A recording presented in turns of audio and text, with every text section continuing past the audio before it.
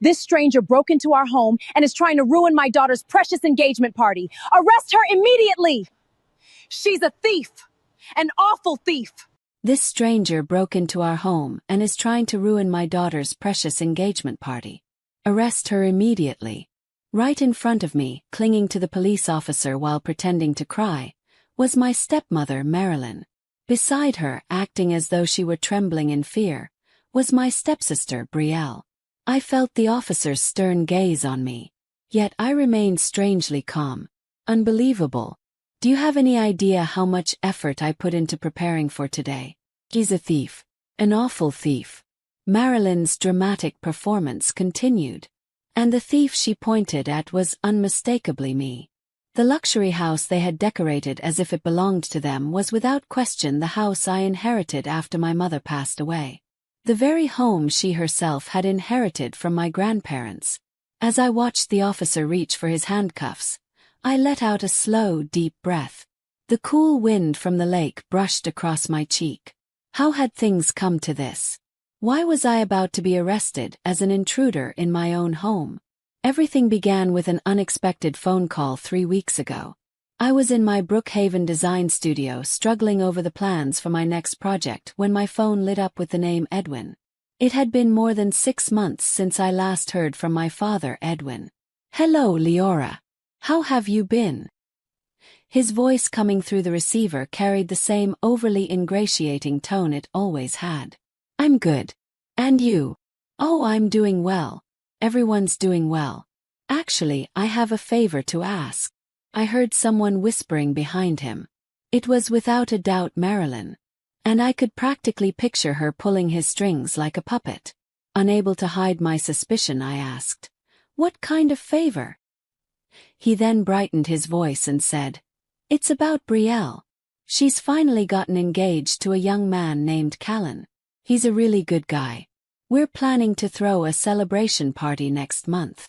"I see. Congratulations." My tone was flat. Brielle and I weren't related by blood, and considering all the bullying she and Marilyn had put me through, there was no way I could sincerely celebrate her happiness. "So, Leora," Edwin continued, "Marilyn and I were wondering if we could hold the party at your lake house." I instinctively frowned. The house by Silver Pine Lake was my sanctuary. It was a place filled with memories of my mother, a refuge from the noise of the city, and they wanted to use it. Why not book a hotel or restaurant? "Well, you see," Brielle insisted. "She says the house is beautiful and the garden is spacious. She wants a warm, intimate family gathering." He hesitated. "Besides, I'm hoping this could be a chance for us to become a family again. You haven't visited much lately, have you? Marilyn says she regrets how things were. I'd love for us all to gather and clear the air. And of course," he added softly, "I want you to come. Not as a guest, but as one of the most important people there." Family. That word was a sweet poison for me. After losing my mother, I'd been alone for so long. Once my father remarried, I lost my place in the house and worked desperately to become independent as fast as I could. Now, at 28, I had built a successful career as an architectural designer and was living a life free of financial hardship. Yet deep inside, there remained an empty space that nothing seemed to fill. To talk and laugh with my father again. It was a childish hope, perhaps, but it still lingered within me. "All right." After a long silence, I found myself agreeing. "Really? Thank you, Leora. You don't mind if we use the spare key, do you? We'll handle all the preparations. You can just show up on the day of the party and enjoy yourself as a guest." After hanging up, a wave of regret washed over me. Yet at the same time a faint hope bloomed. Maybe Brielle's engagement had finally made her grow up. Maybe Marilyn no longer felt the need to see me as an enemy. That fragile hope clouded my judgment. And so came the day of the party. I was driving my SUV north from Brookhaven toward the lake house. On the passenger seat lay a neatly wrapped gift box, a hand-cut crystal serving bowl, my engagement present for Brielle. I had also splurged on a bottle of aged Bordeaux for my father and stepmother. At a glance, I must have looked like a daughter hurrying home to celebrate a family occasion. But at the bottom of my bag, in stark contrast to all those cheerful gifts, lay a far colder kind of preparation. I exhaled quietly as I gripped the steering wheel. Whatever happens, everything ends today. My murmured words echoed faintly inside the car. I slowed down as I reached the familiar entrance to my private drive. The gate stood wide open, and several cars were already parked inside. I could see the catering van and a truck loaded with decorations. Pulling the car to the side, I turned off the engine. I took one deep breath. It's fine. This is my house. I have every right to be here. Reassuring myself, I grabbed the gift box and the wine and stepped out. The crunch of gravel beneath my feet sounded unnaturally loud. In the garden, rows of chairs wrapped in white ribbons were neatly arranged, and beautiful floral arches stood towering overhead. It was true. They had prepared an impressive party. "Oh!" A voice called from the direction of the front door. There they stood. Brielle in a pure white dress and Marilyn in an ostentatious cocktail dress, looking down at me from the deck. "Brielle, congratulations. And Marilyn, it's been a while." I climbed the steps and approached them. But instead of the welcome I had foolishly expected, something entirely different came back. Marilyn gave me a single contemptuous glance, as though she were looking at something filthy. "What on earth are you wearing? Isn't that a bit too flashy for the catering staff?" My face froze. "What? Did you not hear me? Don't just walk in here as you please. This property is reserved today." Brielle giggled softly. "Mom, she's Leora." "I know who she is," Marilyn snapped. "But was her name on the guest list?" My heart began pounding. A horrible premonition spread across my spine like ice. "What are you talking about?" Dad called me. "I was invited. I even brought a gift. Look." I lifted the box slightly to show it to her. But Marilyn ignored it completely and let out an exaggerated sigh. Then, in a voice shocking in its cruelty, she delivered the final blow. "You must be joking. Why would we invite an outsider like you to such an important party? This is our lake house, a sacred place for only family members." She took a step toward me, peering into my face. "Brielle, call the police. Tell them an intruder broke in. We can't have trash lying around when guests start arriving." Something inside me collapsed with a deafening silence. The fragile belief, my foolish, desperate hope that they might have grown a conscience, shattered completely. With a wicked smile, Brielle pulled out her phone and tapped the screen. "Of course, Mom. Hello. Is this the police? Please help. An intruder has broken into our home." It wasn't petty cruelty.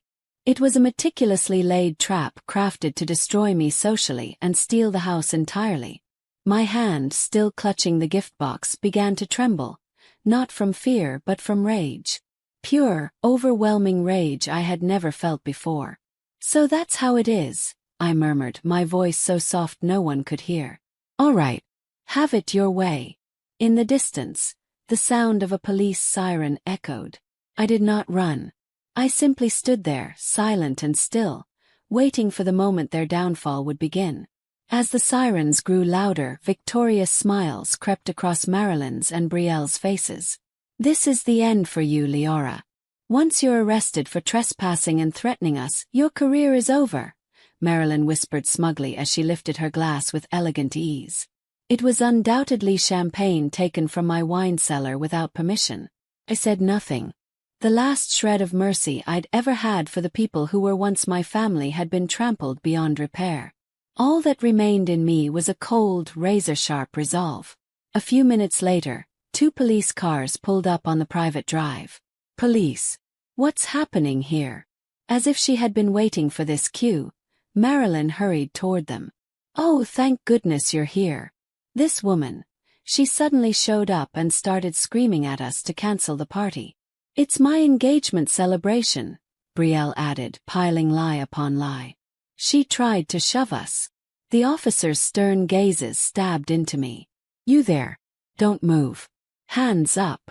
Nearby, the catering staff and a few early arriving guests had gathered, whispering anxiously. Slowly, I raised my hands to shoulder height, Exactly as instructed. I haven't attacked anyone. I'm unarmed. You liar. Shut up. Marilyn shrieked. She hates us. She's a stalker obsessed with inheritance. Hurry, put the cuffs on her and take her away. One of the officers stepped directly in front of me. Do you have an ID? Name. Leora Hale. My ID is in my bag. May I take it out? He nodded wearily. Moving slowly, I retrieved my wallet from my shoulder bag and handed over my driver's license. Leora Hale. Brookhaven resident. Why are you here? I'm home. That's all. The officer frowned. Home. According to the callers, this is their vacation house, and you're trespassing. No, that's not true. I turned my gaze directly toward Marilyn and Brielle. This is my house. I am the legal owner. What? Brielle scoffed. You're delusional. This is Dad's house. And what's his is ours. You were practically disowned. Hearing the commotion, Edwin rushed out from inside the house. What is going on here? His face went pale when he saw me standing before police officers. Dad, I called. Tell them. Tell the officers that you invited me. And tell them whose house this really is. His eyes darted anxiously. Caught between Marilyn's sharp glare and my pleading look, he panicked. Well, Edwin. Marilyn's voice was low, icy, commanding. Be honest. This house belongs to all of us, doesn't it? She's the one causing trouble by claiming rights that aren't hers. My father's lips trembled. Then he looked away. I'm sorry, Leora. Please just go home for today. The moment I heard those words, something inside me snapped cleanly. He would not protect me. He would twist the truth itself to keep his wife and her daughter pleased. I see. My voice was ice. Come down to the station, one of the officers said, reaching toward my wrist. Please wait. I didn't budge. Instead, I pulled out my smartphone and a document folder from my bag. Before you rely on verbal claims, would you look at the legal proof? A bitter, ironic relief flickered in me. Bringing this was the right decision after all. I had hoped pathetically that maybe, just maybe, I wouldn't need to use it. But my years of experience had already warned me. They will betray you. Prepare for the worst. Sadly, that instinct turned out to be right. Without hesitation, I drew the weapon I had prepared. Evidence. First, this. I held up the screen of my smartphone. There was the digital certificate of property registration. Property owner. Leora Hale. The address and parcel number clearly referred to this place. And next, this. I unfolded the documents I had been keeping. They included a certified copy of my late mother's will and the official legal paperwork confirming the completed transfer of ownership.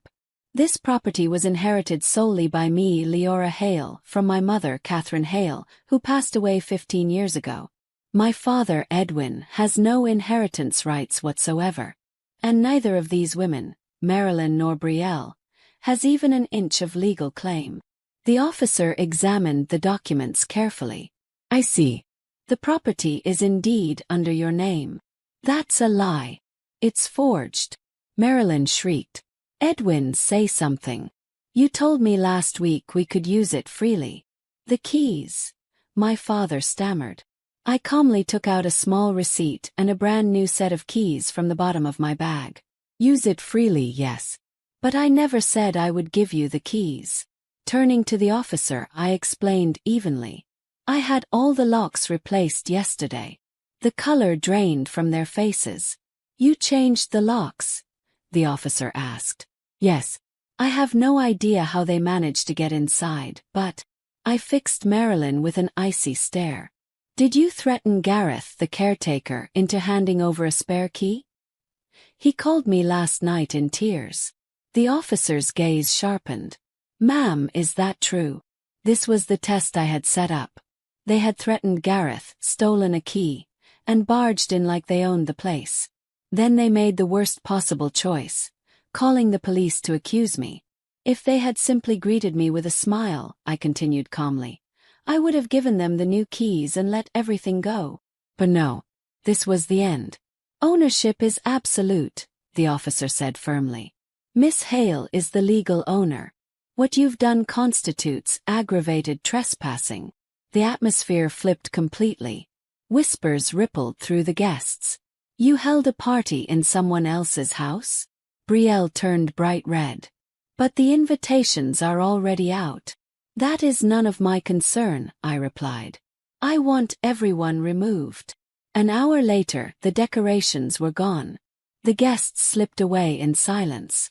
1 week later, I sat at my desk and opened my online banking. Auto loan, Brielle Hale vehicle purchase. $68,400. 2 years ago, Brielle had begged for a sports coupe. My father couldn't qualify for the loan. I became the account holder. I'll make the payments, he'd promised. He didn't. Clicked once. Terminate. 3 days later, my phone exploded with calls. I ignored them all. Then, at 2:14 a.m., my phone buzzed. Motion detected. Front entrance camera. I opened the live feed. Marilyn and Brielle stood on my porch. Breaking in. Called the police. They were arrested. I pressed charges. 1 month later, my father sat across from me in a quiet cafe. I was wrong, he said. I failed you. We can't go back, I replied calmly. But maybe we can start again. I turned the lake house into a vacation rental. Stayed fully booked. A year later, I bought my own Hawthorne Ridge condominium. When I stepped inside, I finally understood freedom. This was my life. My beginning.